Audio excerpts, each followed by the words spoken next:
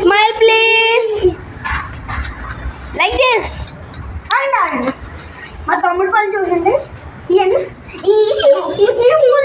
మా తమ్ముడు okay okay అండి, పుచ్చులు తింటాడు.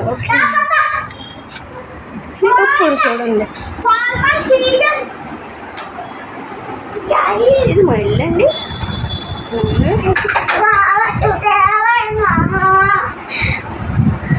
వదలరండి, మరి వదలరు.